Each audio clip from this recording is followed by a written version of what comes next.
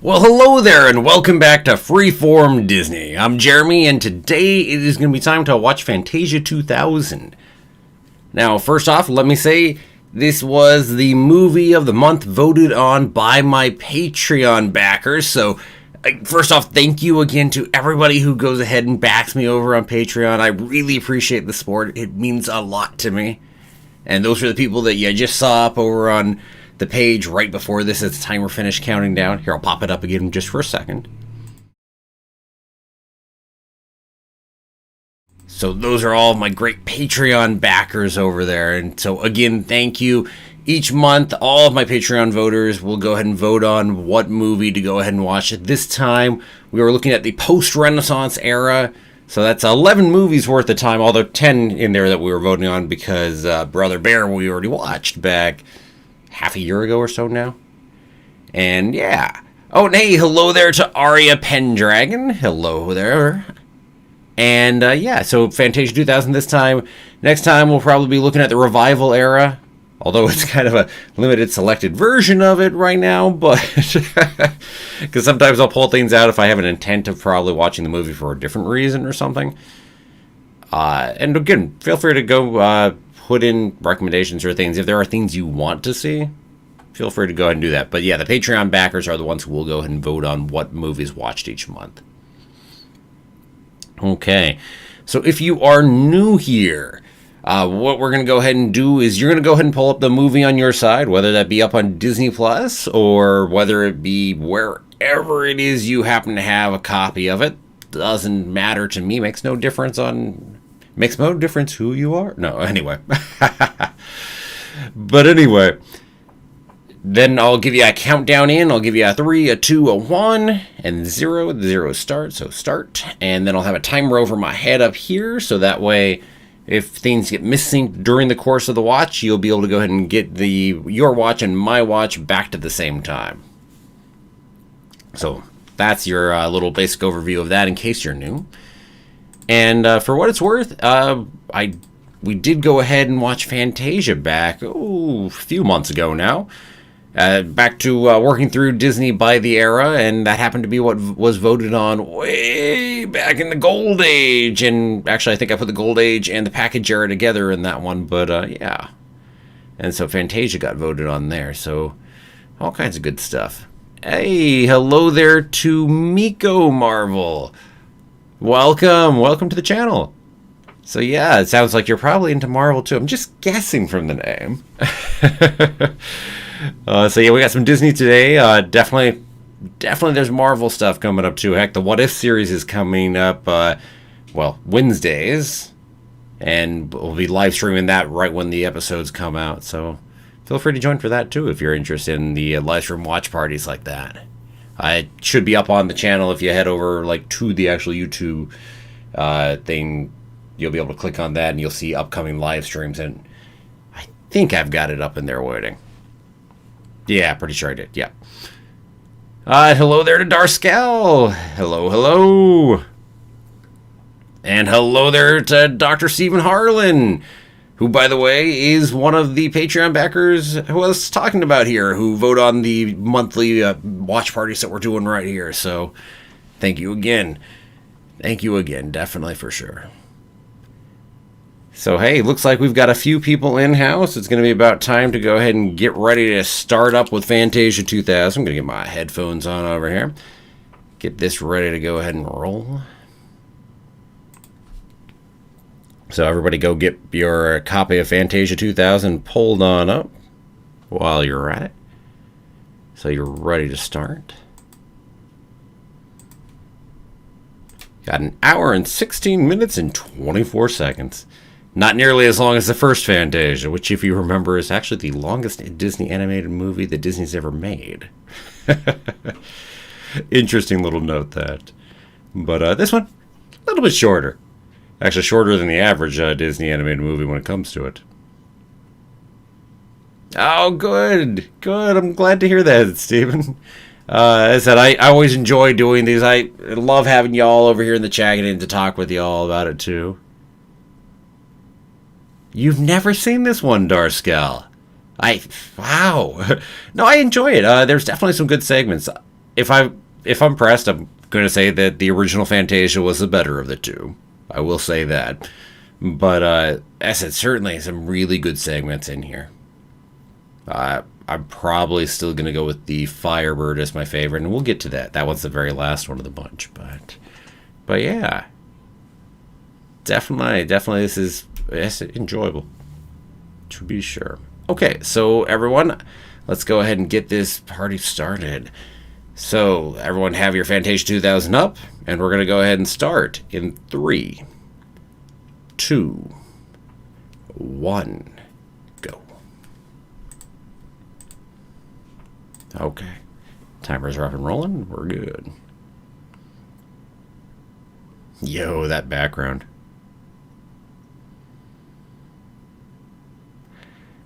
As we're hearing audio and pieces from the original Fantasia here.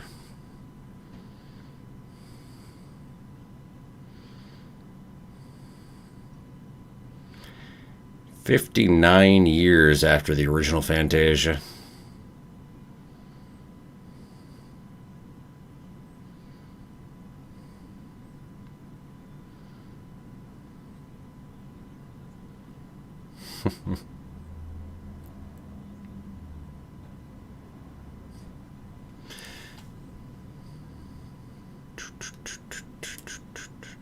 Making me nostalgic for the first one here as I keep playing all these pieces.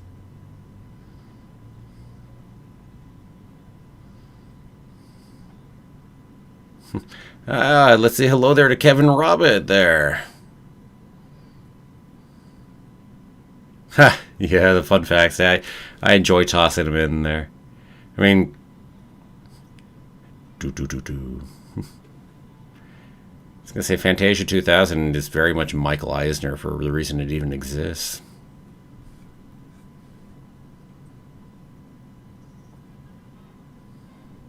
Yeah, right. 2059, maybe we'll get another one, right? I wouldn't mind getting a Fantasia a little sooner than that. Although one has to note that Fantasia was a box office bomb, and so was Fantasia 2000, so who knows? We probably got to get a Disney CEO that's a big fan of making one.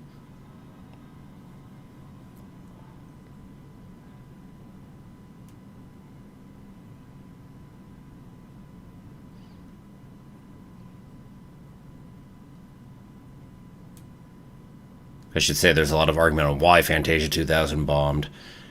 But considering Fantasia, the original, became much more popular over time with VHS release, etc., etc.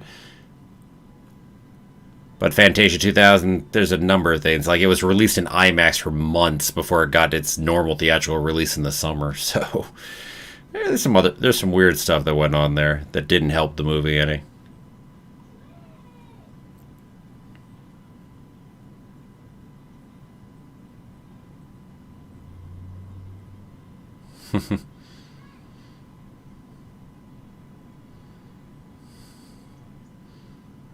Warning, make seizures.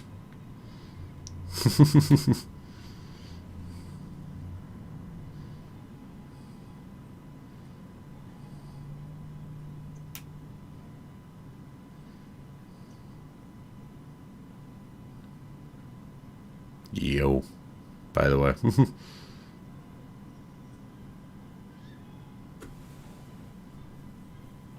Oh, Kevin, you also didn't know about Fantasia 2000, huh? Yeah, no, it's a good one.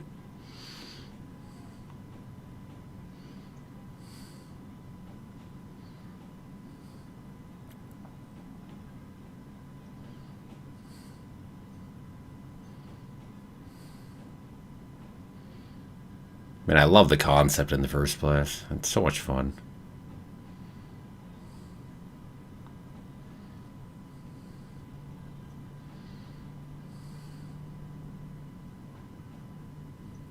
Oh, well, thank you, Darscal. Thank you. Yeah, up over 1,500. Up we keep on rolling. Up we go. Poor one with the bite out of the wing, right?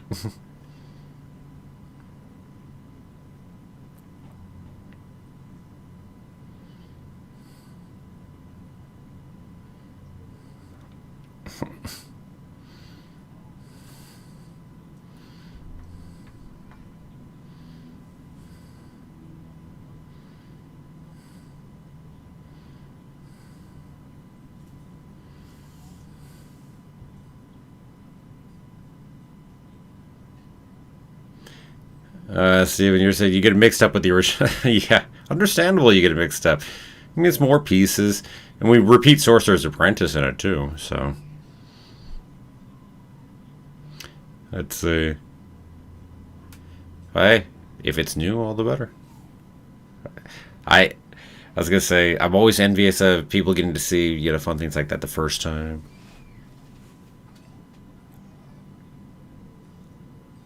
And you gotta have all of them just stone-faced in this, right?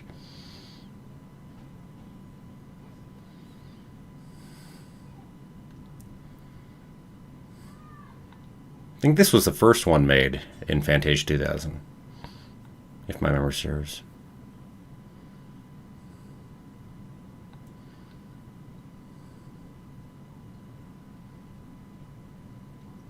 Because I should say that's one of the things on 2000.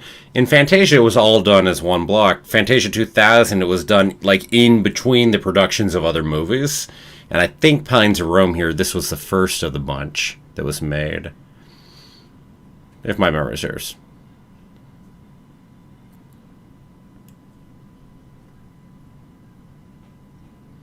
I love this section though. This I think is probably my second favorite of the sections in it. And it has been too long since I've seen this movie, by the way. But I have seen it a number of times, even if it's been a while.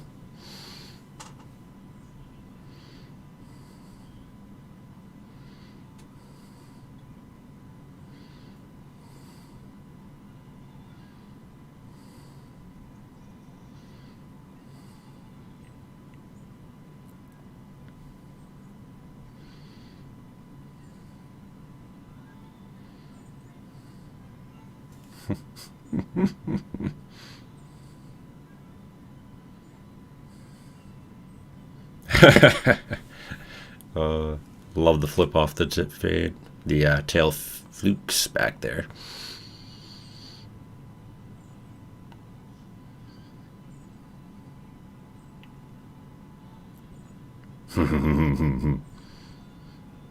Here's where this turns really special. I love that they started out. You have no idea you're going this way unless you seen trailers or whatever else. But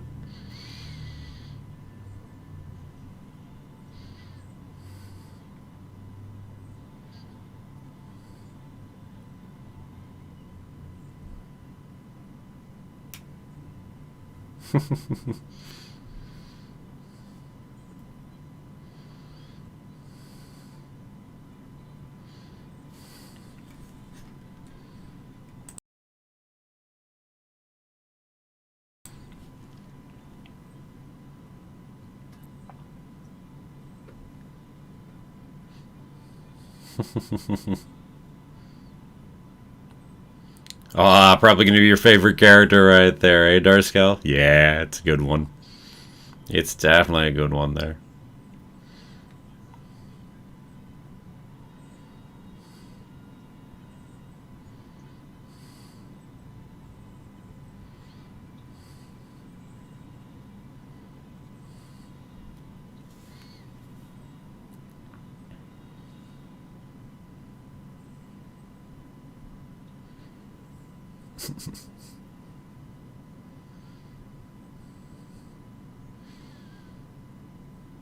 When you take the pieces of music, then you got to figure out what you want to do with each of these sections, right? And the music.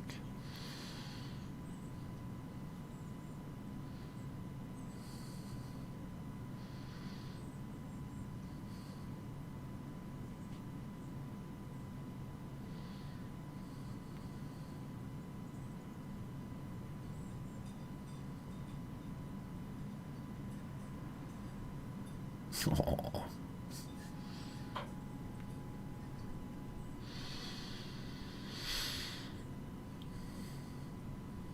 That's not lonely at all right there, right? Yeah.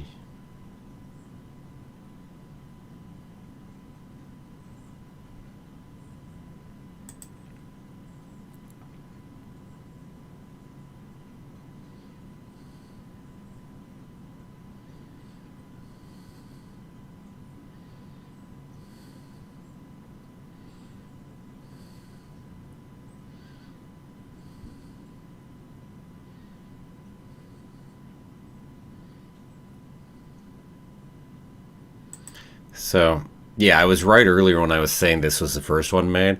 This was actually, they put this one together in 1995. Digital animation through most of this, as you on the whales, you'll notice, except for the eyes. The eyes are all hand drawn on the whales here, and the reason is the digital animation wasn't good enough to actually get the eyes to look the way they wanted to. So, funny enough, though, other things that are in the same movie here were good enough to have eyes digitally done because they didn't make it all at the same time. So some of the rest of it was made years later.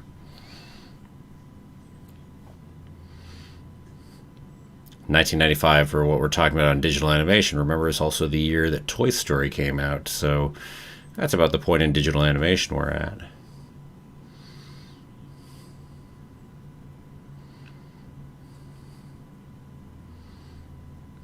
I love the eyes. They're so expressive in here.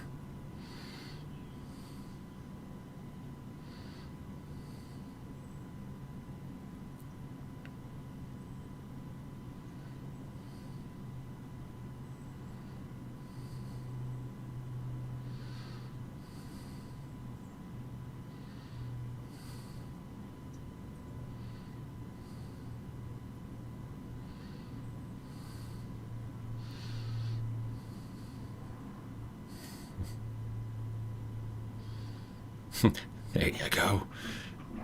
Doesn't hurt to get an assist in flying, right?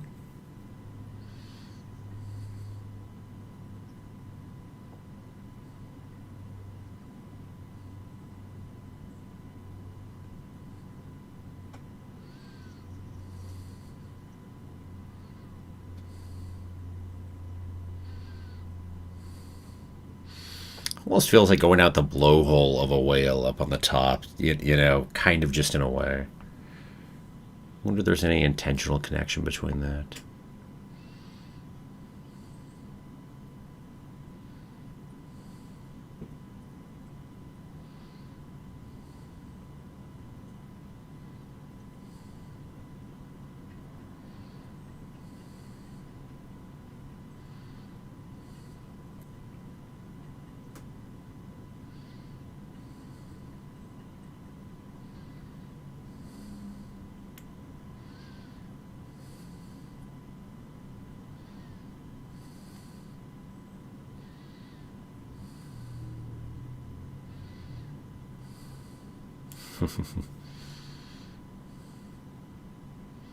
Oh, this is fun.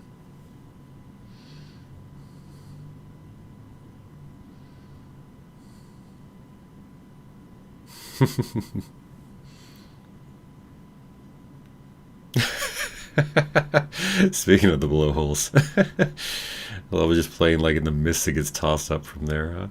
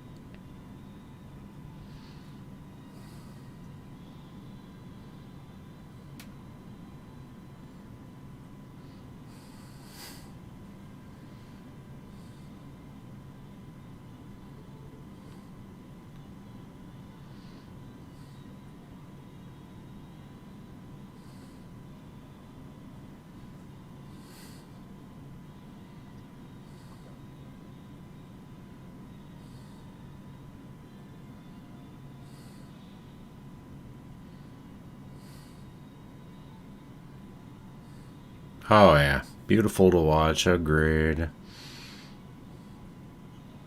You did a especially good job with these clouds. I love the look of them.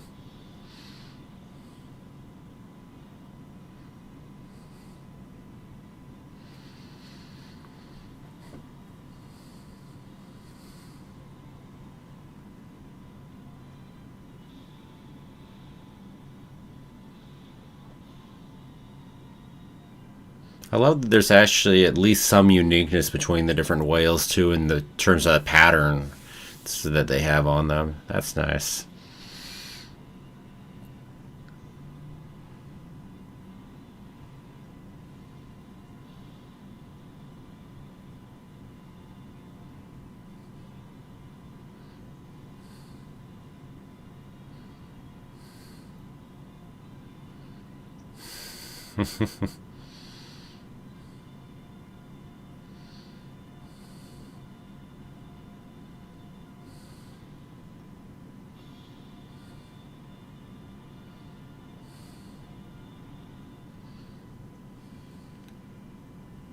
Imagine that on an IMAX screen. I've never seen it on an IMAX, but remember, this whole thing was shot and made to be on an IMAX screen because that's how it was originally released. Right at midnight on the beginning of the year 2000. So the very first movie of 2000, that.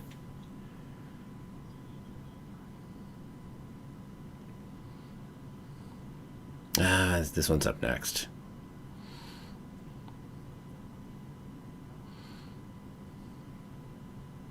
And I think this Rhapsody in Blue coming up.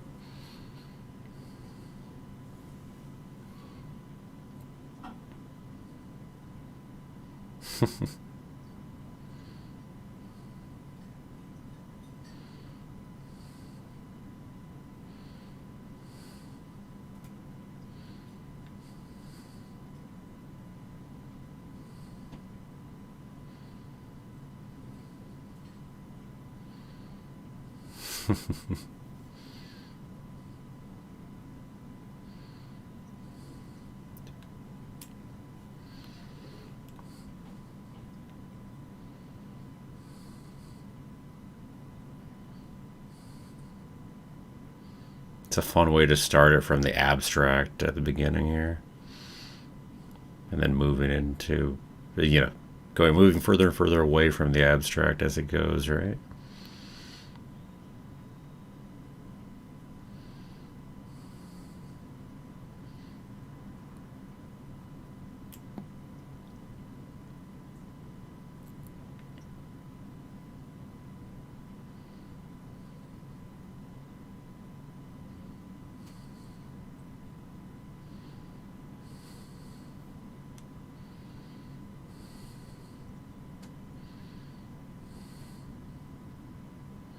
It's also a very interesting use of color. Makes certain things stand out well.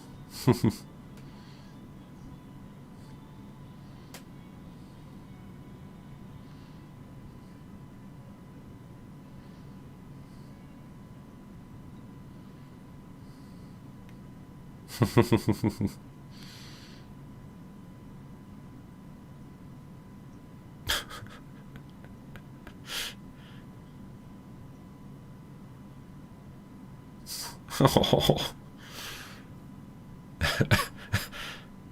dang.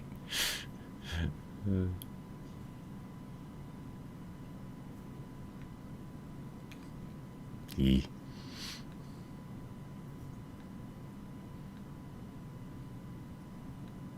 Depression era New York.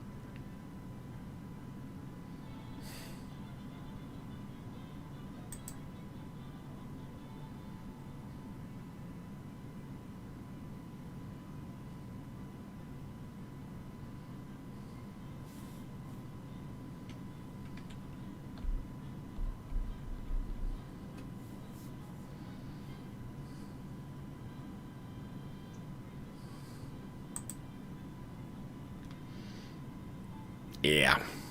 Oh, it's packed in like sardines, right?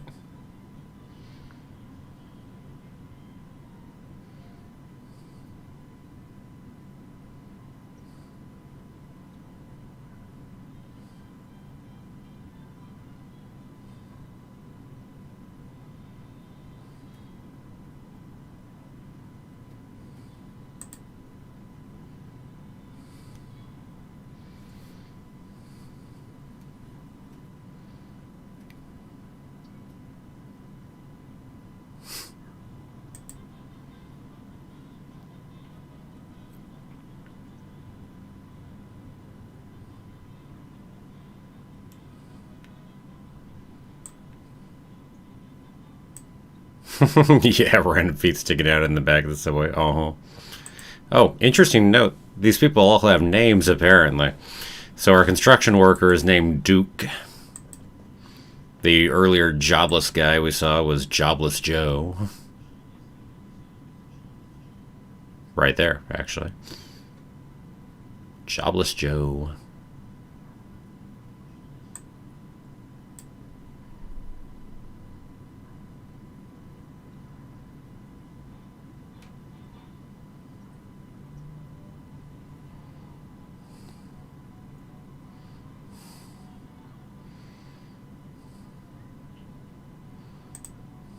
And that's Rachel right there. Who, for your extra bonus points, is actually based on the style of what she looks like is based on Eric Goldberg and his wife's daughter, who animated this section. Bonus point right there. Eric Goldberg being one of the famous Disney animators.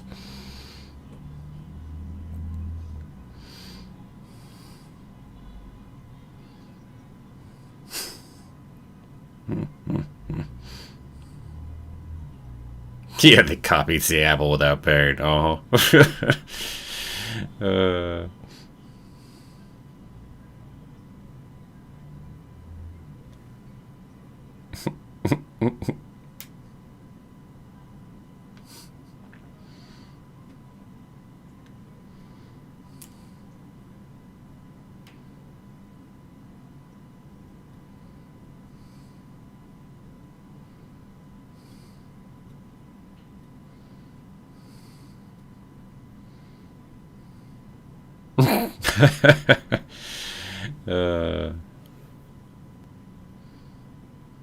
Nice. You know what, the Fez just makes me think of a poo. Oh, by the way, this is Flying Joe right here, who you might notice looks a lot like a certain character from The Rescuers. Very much so. In fact, they're actually both based on the same actual real life person. I can't think of the name. What is the name? But anyway, but yeah, there's a reason he looks just like that character from The Rescuers.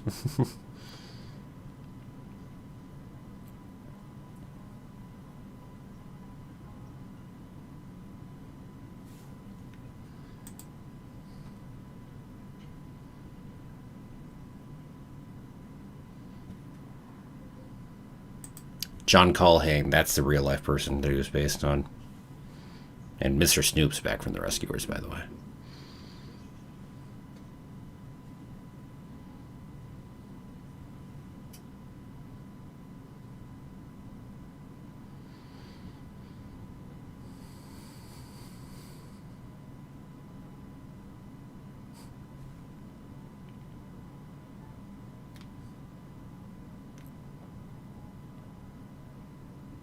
Oh, been too long since seen The Rescuers.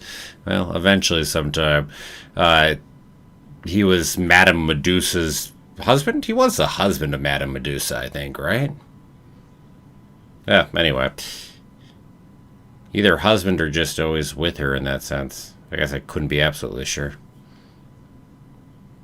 So, or auxiliary villain in a manner of speaking.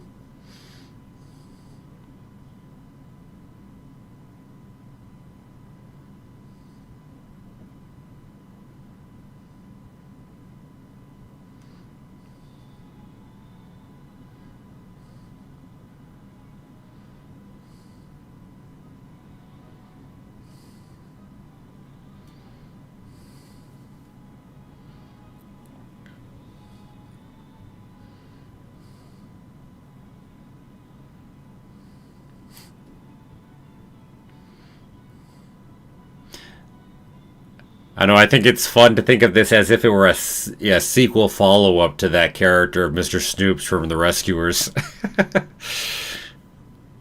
He leaves Madame Medusa, comes over here to New York. It's so long with somebody who's clearly wealthy, all the shopping here, but dreams of being out here and ice skating. Seems to fit the same character in a way.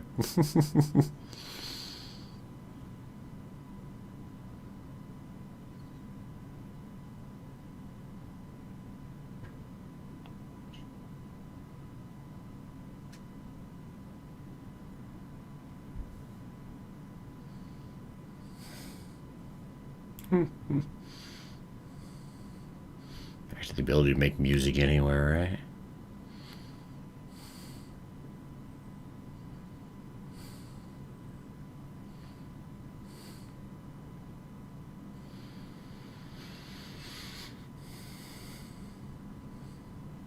The trick to actually being able to go ahead and choose music or artistic endeavors, right?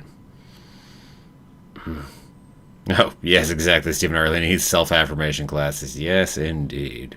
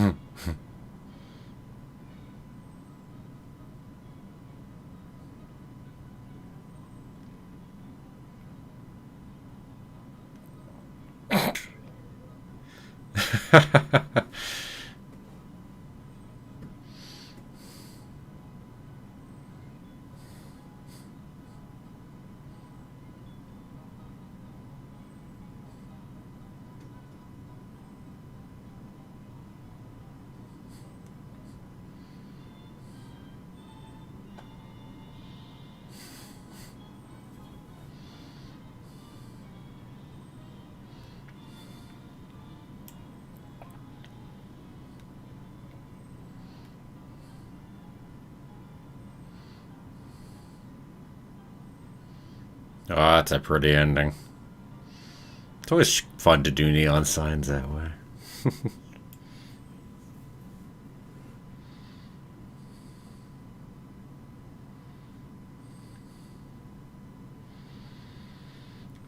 And a number didn't.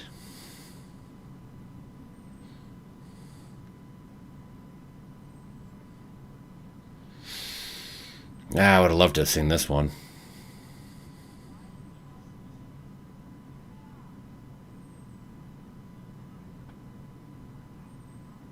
So I think this would have been interesting.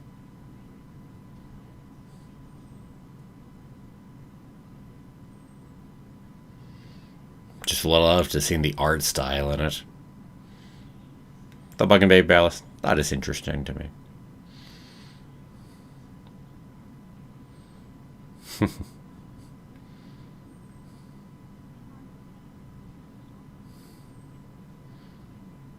Tin Soldier coming up.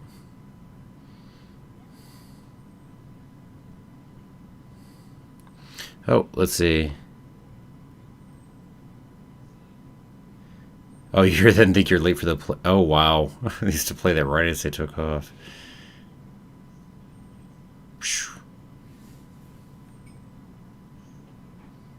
The fun one for it.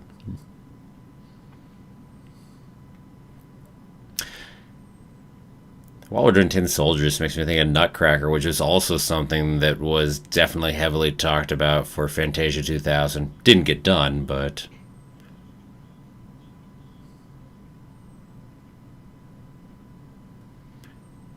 Oh, while we're talking about Fantasia 2000, I will admit the pieces of digital animation that were in there, like on the whales, I noticed the imperfections in the digital animation more than I remember having done before. Just how much digital animation has kept improving and improving and improving, really.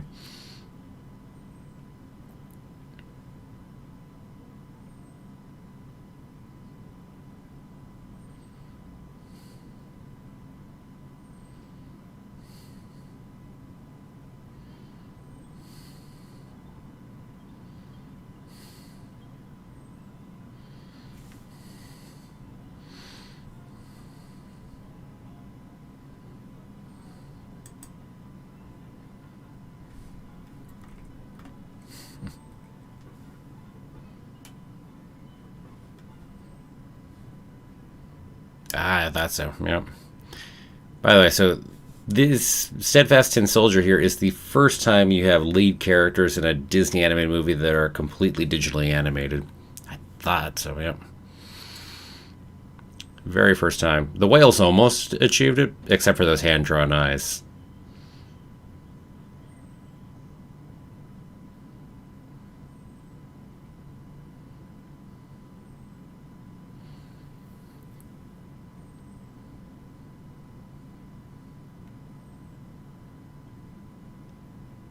You think it was the United Airlines theme? Interesting. Yeah, the Rhapsody. Interesting.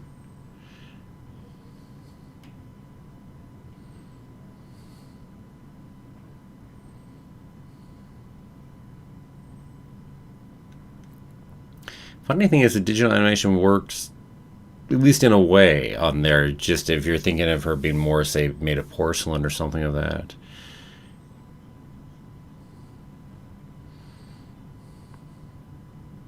I got a Disney no.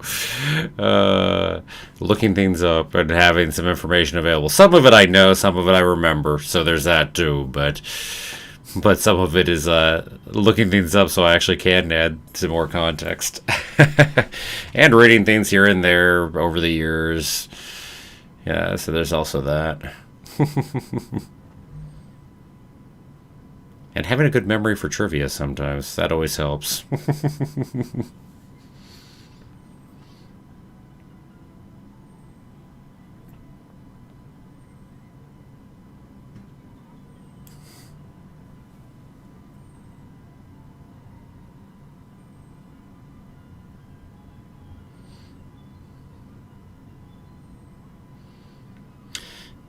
But I suppose while we're talking about digital animation, one should make the comment that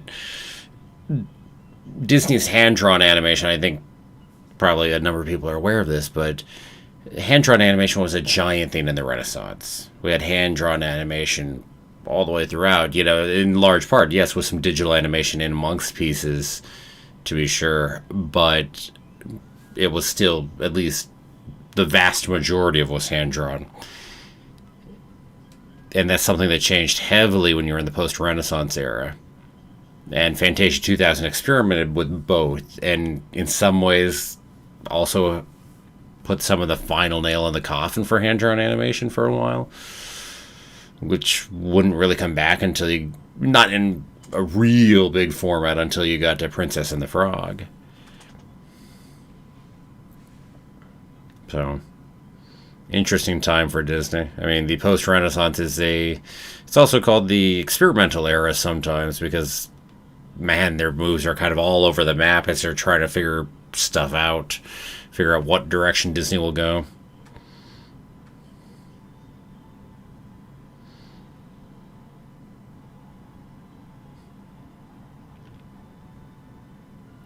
And they made some real clunkers, too.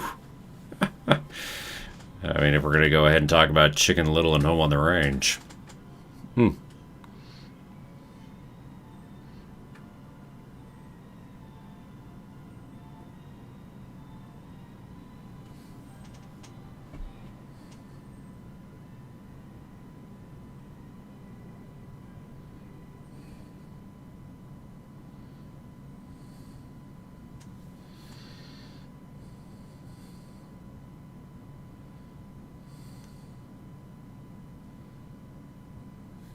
How come? Oh, Ed, I assume you mean Natalia there. I said she generally joins me on the Marvel stuff, but usually not on things like the watch parties and not on the Star Wars stuff and whatnot. So I should say not the monthly movie watch parties and stuff. Like as I said, she's planning on being there for the Marvel What If here in another couple days. So 2.5 days or so, roughly.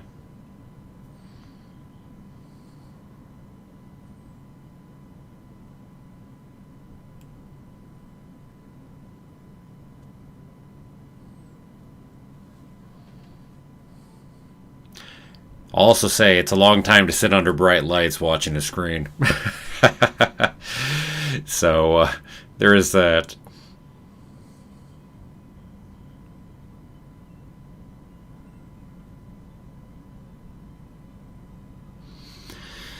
Yeah, as far as the Disney eras, it's a thing that a lot of people have talked about. There's some debate on where those eras are, but it's people having mainly looked at the animation and things like that and determining out where they consider the different eras to start and end and based on different changes.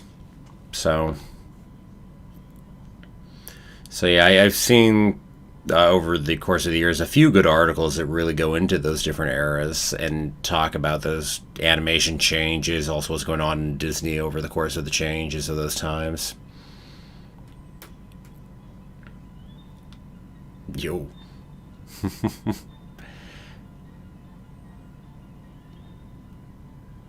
But yeah, as far as those eras too, I mean, some of them are much more clear cut than others. Like most people will very clearly agree that Renaissance begins with The Little Mermaid. Now, as far as Brother Rescuers Down Under counts, even though it came out the year after, that's a different debate. Hey, who doesn't love James Earl Jones, right?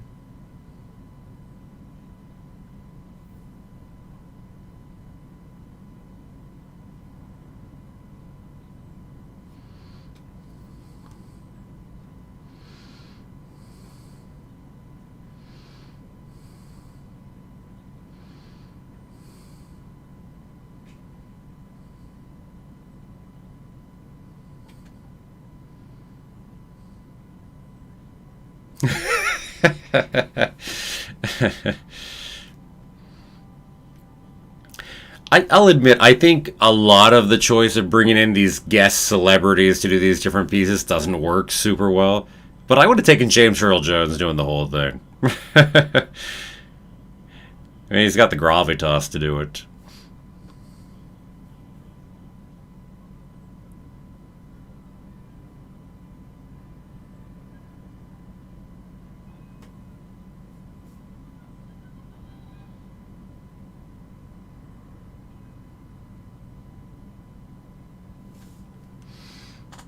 Uh, let's see.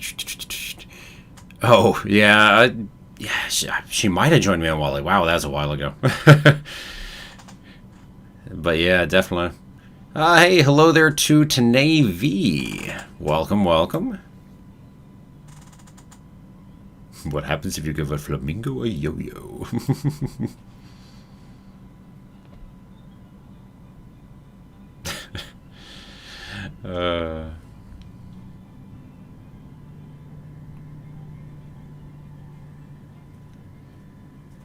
No, the first one didn't have guest hosts that way. It was all shoot. What the heck is his name? Oh man, can't think of his name right now at the top of my head, but but yeah, he was actually a big music critic and whatnot. Actually, back at the time, but he had this just great. It was this very dry presentation, but there would be some humor in there and whatnot. I mean, also clearly somebody who seemed to really know what the heck he was talking about. It's such a short little fun piece.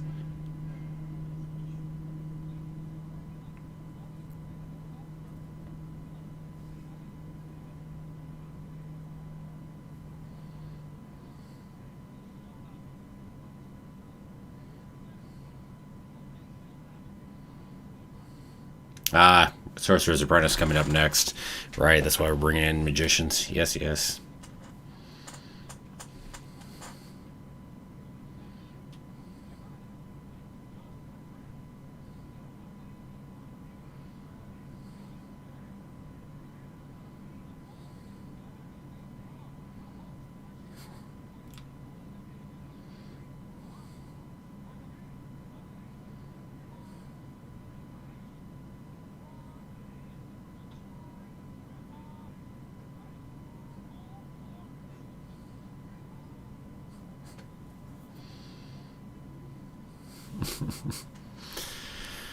Uh,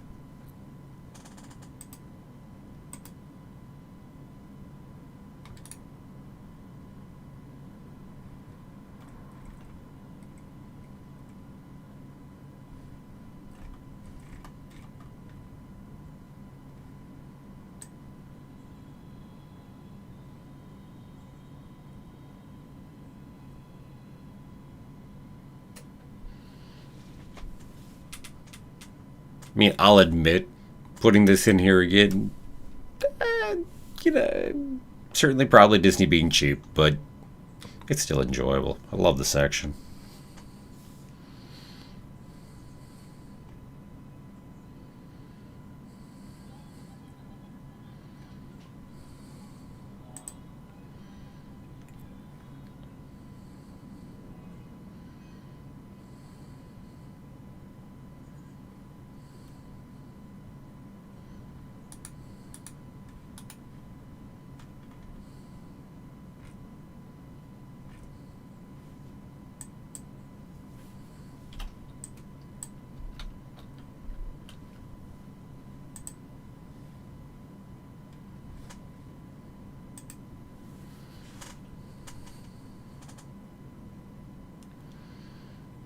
Is it the exact same sequence music? Yeah.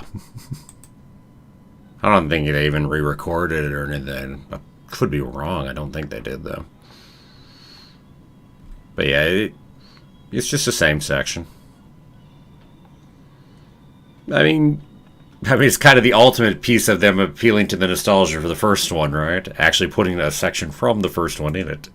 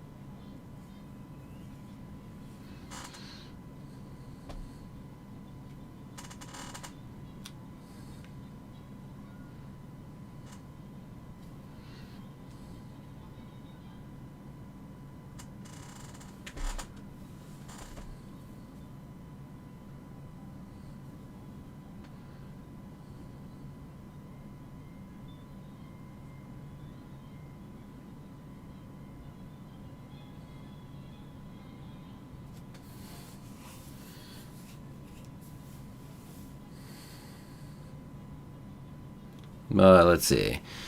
Let's see. New to, Disney films, so no clue. Oh, gotcha on some of the other things. Talking about the original Fantasia or talking about Rescuers and whatnot, maybe. Gotcha. Oh, sorry. Stephen Harlan is asking, Bernstein conducted. Talking about the original, or well, I mean, not the original. The original is, what's Stokowski, right?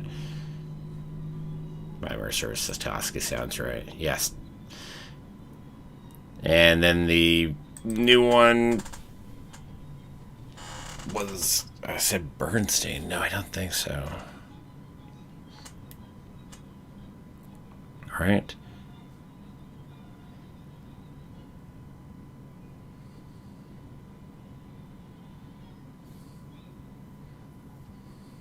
No, Bernstein died before Fantasia 2000 was done, so Bernstein didn't work on Fantasia 2000.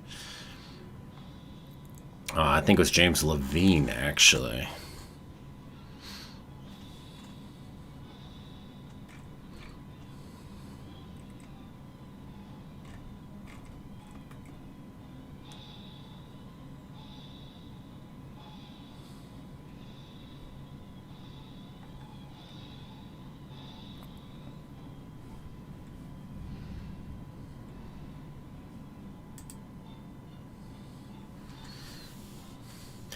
By the way, in fairness, I should give them this.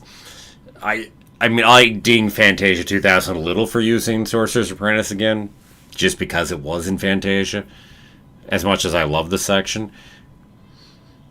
But in fairness, they planned originally on doing a lot more than that. Originally, maybe there would have been 3 or 4 new sections and using like 4 or so pieces from the original Fantasia.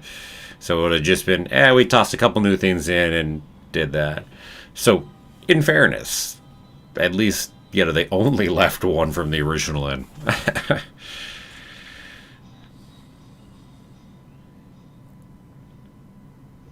We ended up getting 7 new sections, so.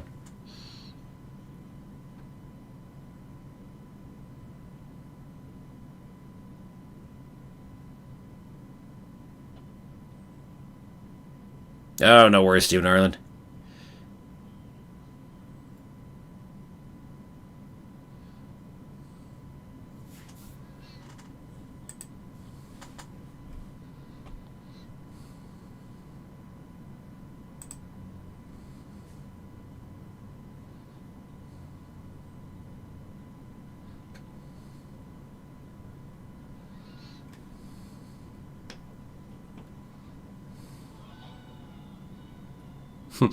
But as far as conductor of the original, it's I think of Mickey at the end of Sorcerer's Apprentice or right after Mr. Siskowski, Mr. Siskowski. When he goes up and you have that just the black shadow done against that to do it. It's a fun little section.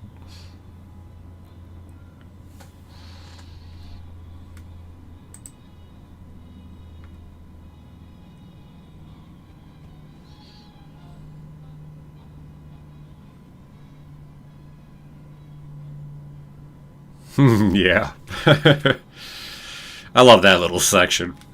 It's the only time we really bring Leopold Stokowski really into it in a vocal kind of way, I think. I don't think he speaks anywhere else in the original Fantasia.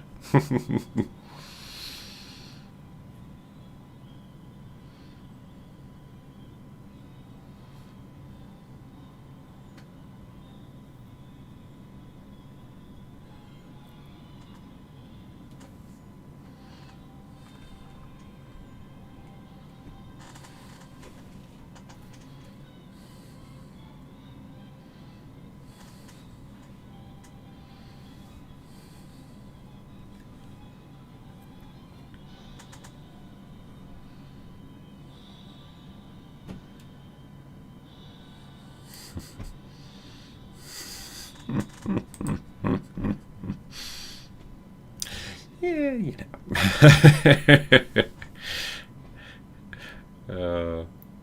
Always love this guilty Mickey at the end too, right?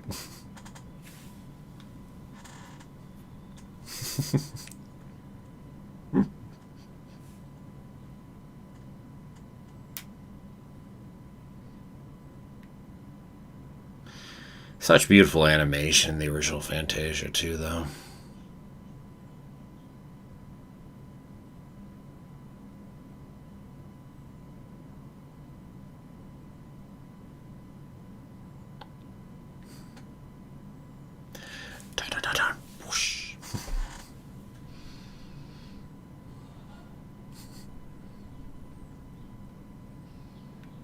Oh, we do include this in Fantasia 2000. I didn't remember we included it in there.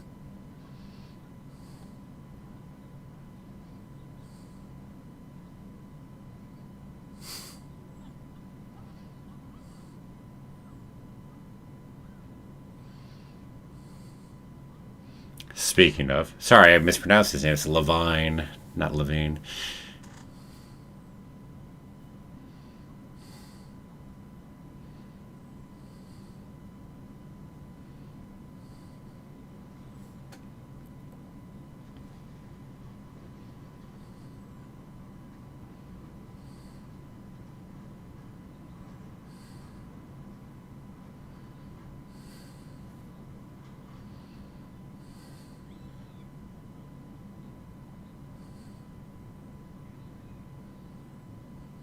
Random piece. It's actually not the voice actor for Minnie that does the Daisy scream. It's actually the voice actor for Minnie that does it. Even though the voice actor for Daisy is within this upcoming, is within the movie as a whole. Go figure.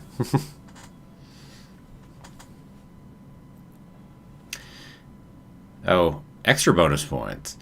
Originally, when they were thinking about this section, they were thinking about actually doing a graduation as one possibility of getting diplomas, to princes and whatnot. And they also thought of a wedding, a giant piece of wedding between the many different princes and princesses within there. But what it had really come to before we went to this was it would be graduation ceremonies for the kids of the princes and princesses. Which actually I think would have kind of been cool. And you would have brought them all into one place. I mean, that would have been a cool idea. I mean, Disney went against it for a few reasons, but that's a different matter.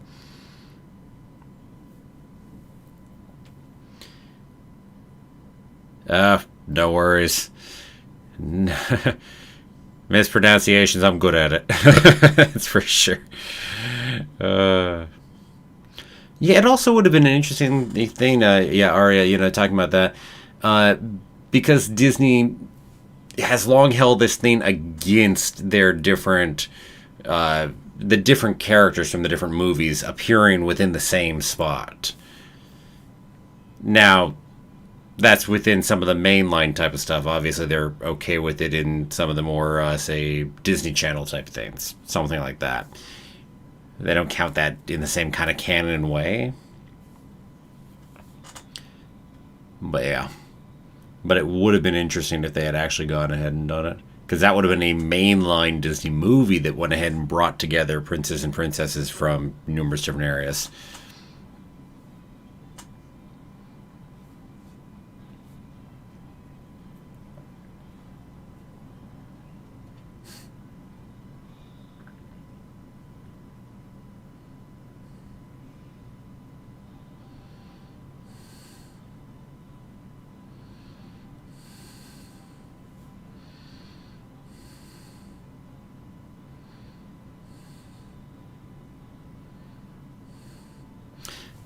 Those are definitely the creatures rescuers down under right there. Frillneck earlier in the line. That was definitely the exact same kind of model.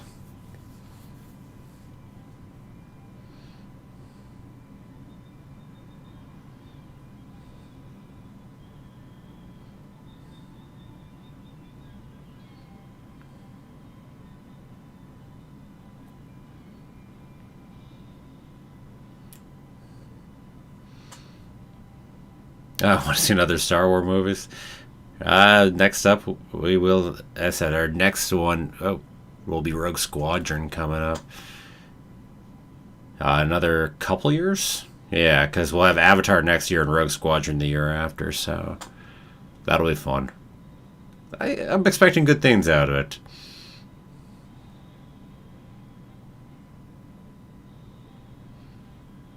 I mean, Patty Jenkins doing it, and she's a big fan.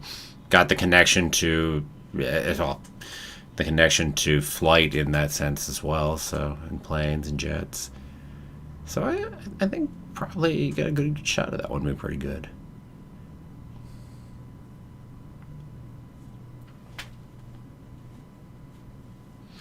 Yeah, right, exactly. Yeah, you notice the bird from Pocahontas in there too. Yep.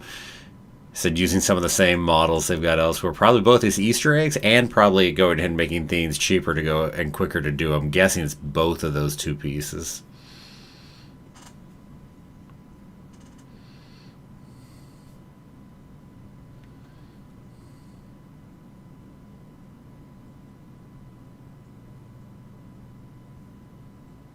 Would have been very Loki of them.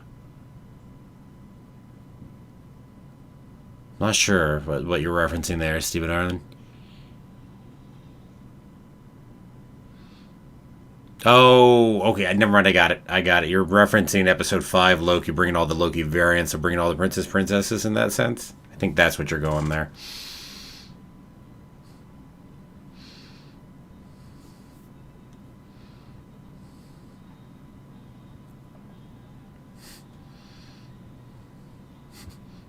Donald hijinks, right?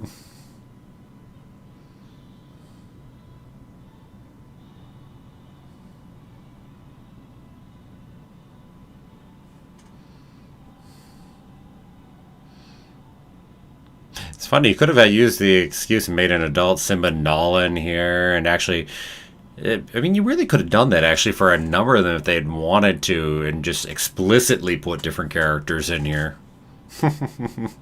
even in this version.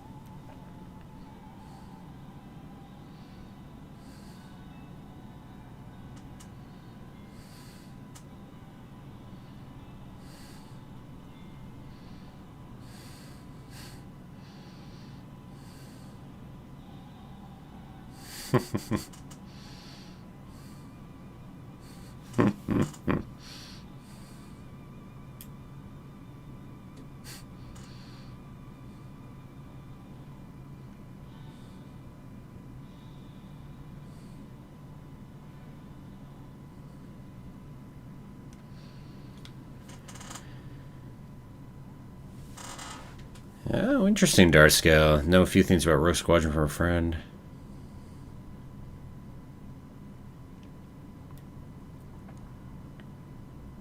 Kevin's hoping Luke will be in there. I won't concur with that, but it's okay. Can all have different hopes.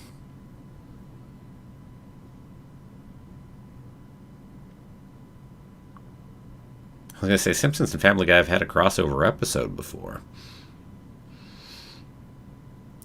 Now, by the way, so we're running to this, my favorite section from Fantasia 2000 right here.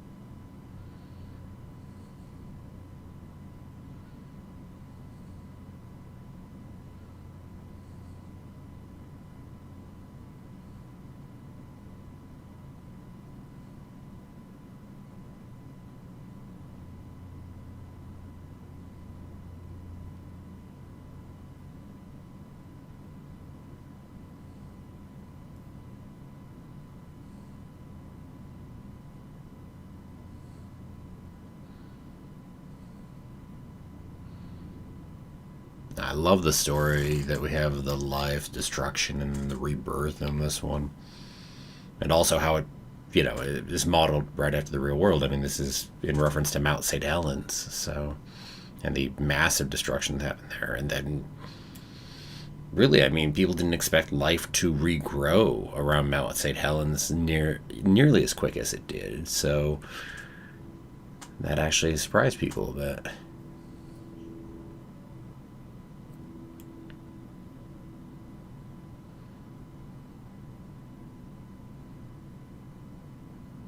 And living in the U.S. on the West Coast, I have been to Mount St. Helens, so bonus point. And I've been to a lot of places in the U.S., but certainly Mount St. Helens is one of those on that list.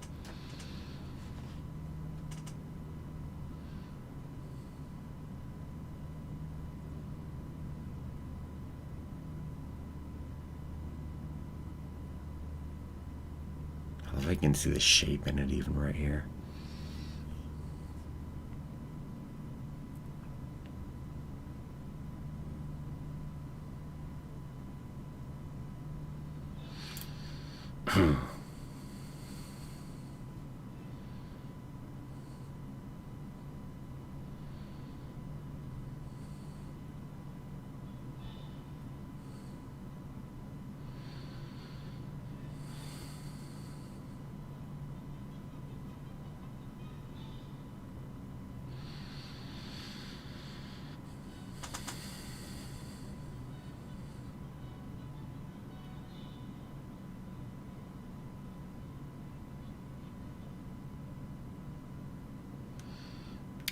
I'll add, if you've seen my top 10 Disney, top 10 scary moments in Disney movies, if you've seen that video I did, one of the very first videos I did, I think it was the 5th video on the channel, this section with the Firebird in here and whatnot, that is one of my top scary moments in any of Disney's animated movies.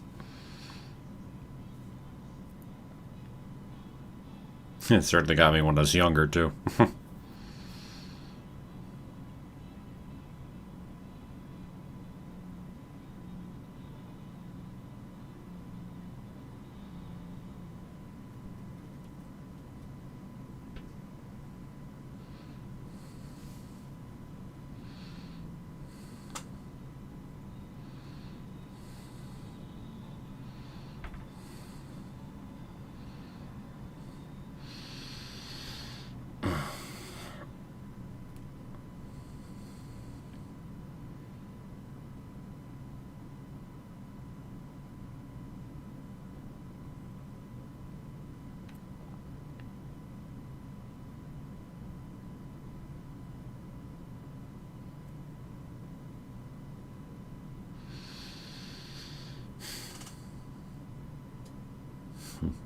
Oh, and this is intentionally similar in its to-have nature to the ending of the original Fantasia, which was Night on Bald Mountain, then paired with the Ave Maria. It's intentionally a similar-ish structure that way. We've got a couple distinct sections in this one. So.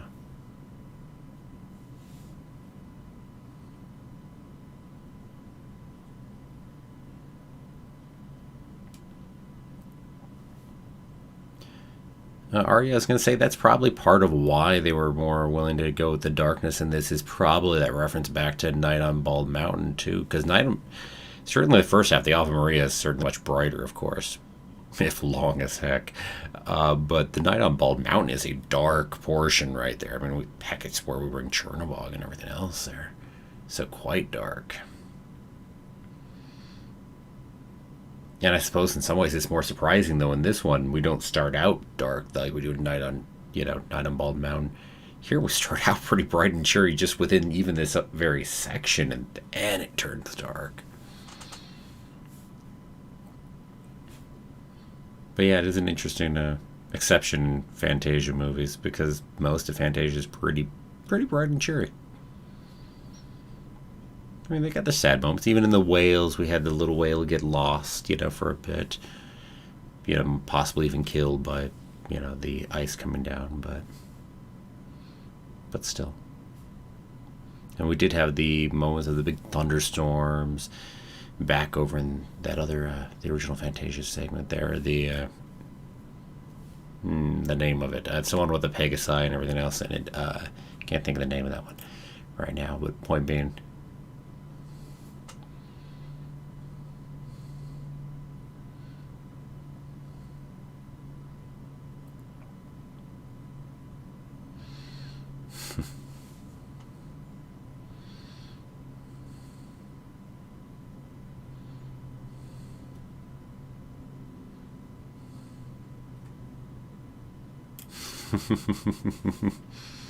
Moment of seeing life start to come back.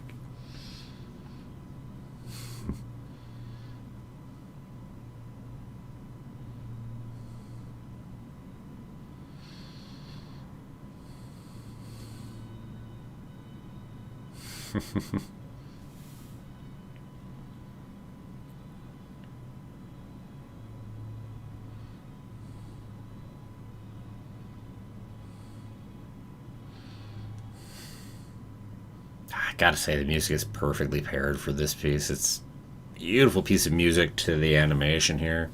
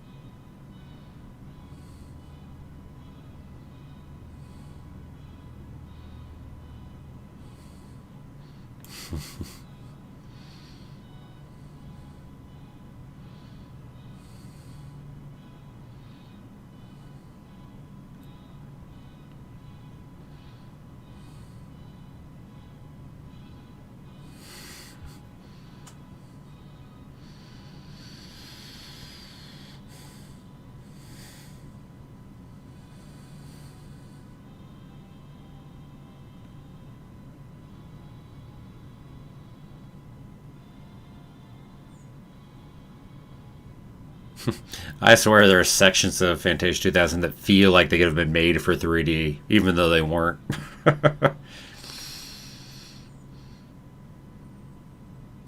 Easily my favorite section of Fantasia 2000. Not even close.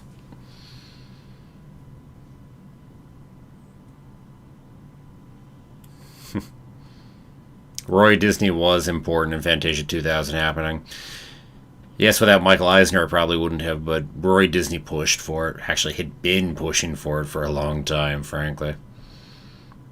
I think he started pushing it before Michael Eisner even was CEO of Disney, so Roy was pushing for it for a long time.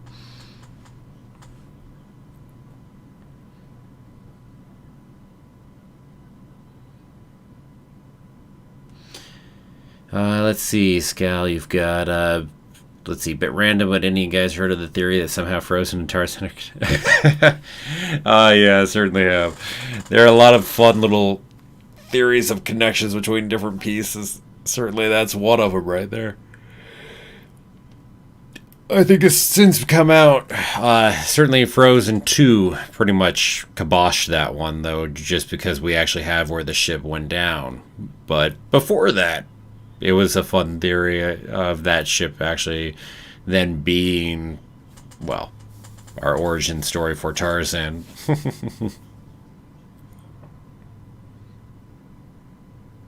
There you go, the pastoral. Sounds right, yeah.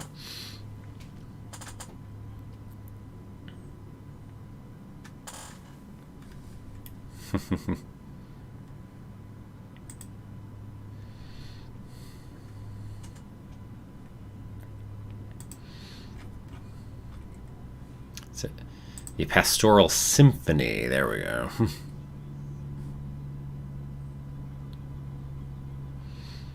But yeah, that has that dark section where we have the thunderstorms come in for a bit. But, I mean, other than that, I mean, Night on Bald Mountain, of course, is dark. But short of that, and, I mean, dark in a way that Disney doesn't tend to go much.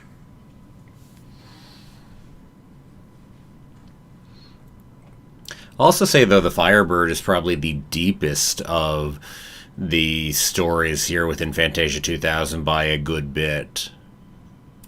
So, I'll also say that. And frankly, a Fantasia segment doesn't need to be deep. It's not the point. So, don't take that way. I mean, it's perfectly fine to just be a lighthearted thing.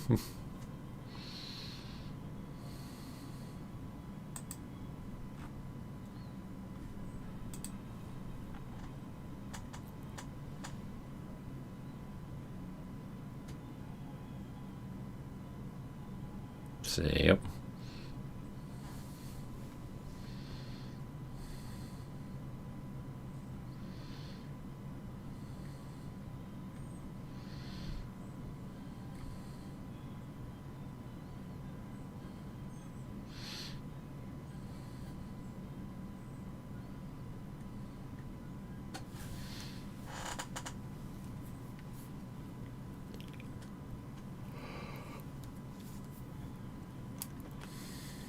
Oh, you want some, here's some inside baseball on Fantasia 2000, right? Jeffrey Katzenberg, who was head of Disney, animation, more specifically, really. You say the Disney chairman, I guess would be the right way to put it. I said not CEO of the company as a whole, but it's really the Disney animation section more. But anyway. He was like way against Fantasia 2000. So they actually went ahead and made those segments. Remember, they made them in between the different movies. But they made them without Jeffrey Katzenberg knowing that they were making them. I mean, dang. Yo. That's some inside baseball, and also some interesting little wars going on within Disney at the time,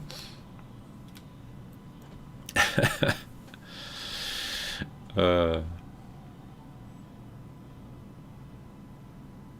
Still would have been interesting, by the way, you listen to this music again. Still would have been interesting for the graduation of the kids, the princes and princesses. Would have been cool. I mean, I love Donald, I love Daisy and all, but the other would have been more interesting to me.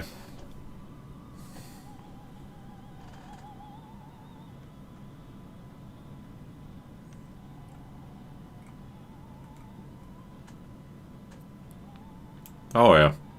Very powerful indeed. No doubt. I mean, part of why this piece of music has lived on and been used in the way it has so much.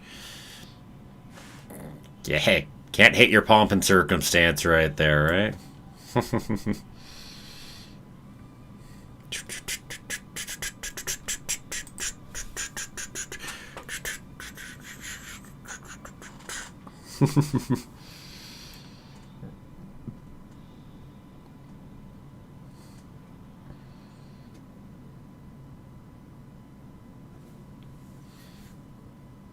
Oh, jeez, I forgot they did this button on it here.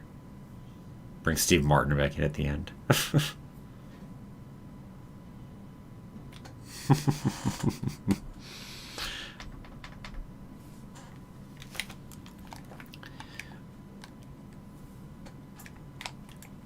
But I will by no means disagree that Fantasia is the stronger of the two movies. I mean, Fantasia is more consistently strong too. There are some really good sections in 2000, but there's sections that just don't work nearly as well. Not to the caliber of the original Fantasia. And again, you can feel Disney being cheap in certain ways in what they do. It's there. It's present. I mean, it's why, again, it was originally only going to be, 3 or 4 segments, and then they were going to use, a bunch of segments from the original, too, and it was going to be, a half-half kind of thing. And it's not like they tried going for the masterpiece of 2 hours worth of Fantasia. I mean, they went a little bit shorter than that. Really, as far as new content, probably half-ish as long. But, man, I mean, the amount of stuff that's in there still, I mean, there's some cool segments, and I'm certainly happy to see it, and I hope that they'll make another one someday. Because this is the kind of thing you can keep making them. It's really a whole collection of shorts that are made to music. There's no reason that you can't have more and more. It's not a sequel in the same kind of way. Not when you're talking about an anthology sequel to an anthology, essentially. Yes, it's finished already. It is short. Whereas Fantasia, the original, is the longest Disney animated movie they've ever made. Fantasia 2000 is on the short side. So, yes. Yeah, Ralph Breaks the Internet did go ahead and bring a bunch of the princesses together. But Disney was okay with that because they went ahead and did that in a internet space within the movie, so that way it wasn't actually the princesses being together in one movie. That's the rationale and why they actually okayed it, and why they wouldn't be okay with it in a different context, is because it's not really the actual princesses and princesses together. It was a digital version of them. But the bonus point is we brought back most of the different voices. Well, not some of the older ones, but we brought back a number of the different voices for those characters who came in just to go voice that small little section. And that's pretty cool, too. So, no, definitely a cool segment on Ralph Breaks the Internet there. Definitely. And yeah, as far as Fantasia, I would hope to see one sooner. Although, to be honest, if we get a sequel to Fantasia, I do wonder, now in the day and age of streaming, if they wouldn't do it as a feature film, but maybe they'd do it as a season streaming kind of thing. And they just put out one segment each week, and do, say an 8-week event of 8 segments of Fantasia or something like that. I mean, they could do that. Certainly doable if they wanted to. I kind of like the feature format to a degree of just getting it all in there, but you could do it that way too if they wanted to. Interesting thought. I don't know if they'd do it or not, though.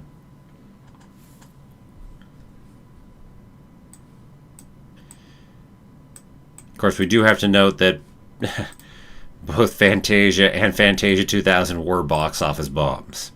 Yes, Fantasia went ahead and ended up doing, much better in the long run, but that's going to make it tricky.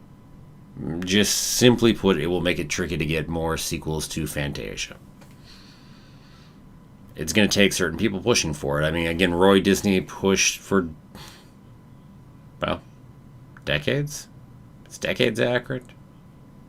Close to it, if not, before it actually started getting made. And then Eisner, as CEO, also pushed for it. So, I don't know when there will be the political will to do it. Certainly our current batch of CEOs, Bob Iger recently and now Bob Chapek, are not the type of CEOs to go ahead and push for Fantasia. I mean, they're very fiscal-minded and more about tightening the belt to a degree. Yes, acquiring companies and whatnot, sure, but in other senses, tightening the belt and having smaller budgets is generally more what they prefer to do. Not necessarily always what they do, but... So, going ahead and putting a big bet on something that's been a box office bomb twice is probably not where they're headed. I mean, Iger's about to be more out than he is currently, but Chapek is, not somebody I would put my bets on going ahead and making a Fantasia sequel. But then again, that would be way earlier than the 59 years anyway, so Chapek won't be around for too long. Maybe the person after that will be more of a creative. I've always made my comment that really it would be much nicer to have, a creative really in charge of Disney rather than our penny pinchers instead. What can you do? What can you do?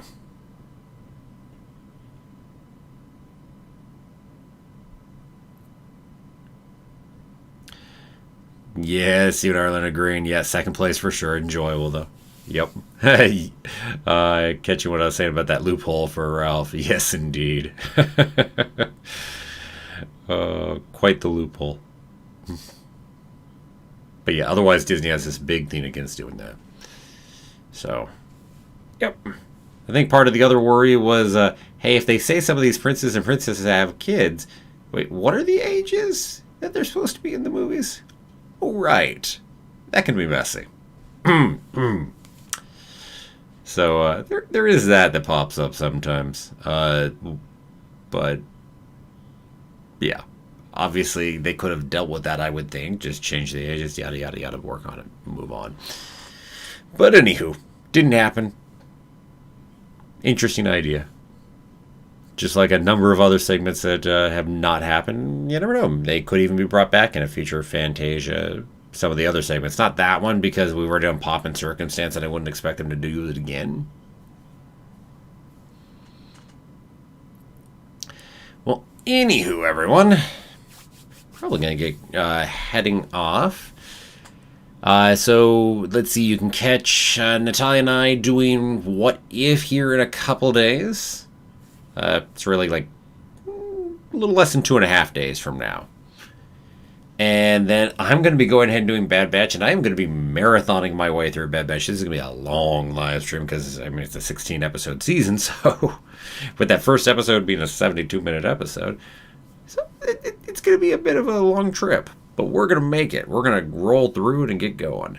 So feel free to join me for that as we go all the way through and get ready for that finale to Season 1 of Bad Batch. We'll see what I think about doing a live stream that long, as I've never done one that long before. Okay. So thank you everybody for joining, like usual right there. What if I don't make it?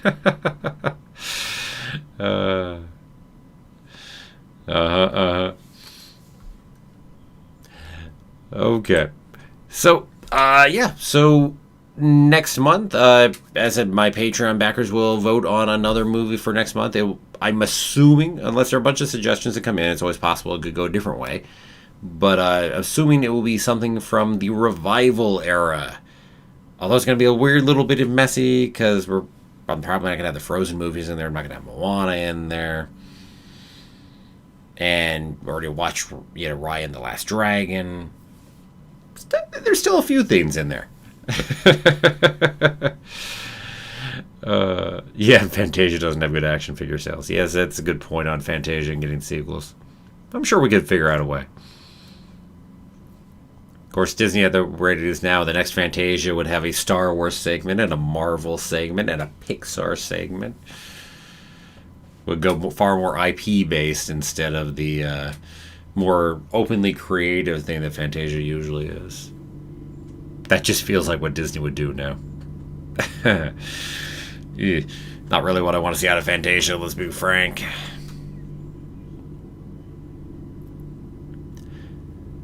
Okay, so with all that said, I'm going to go ahead and take on off. Thank you everybody for going ahead and joining me once again. I will see you all in all the comments in the chat and around. So until next time, let me say, have a magical day, and may the Force be with you always.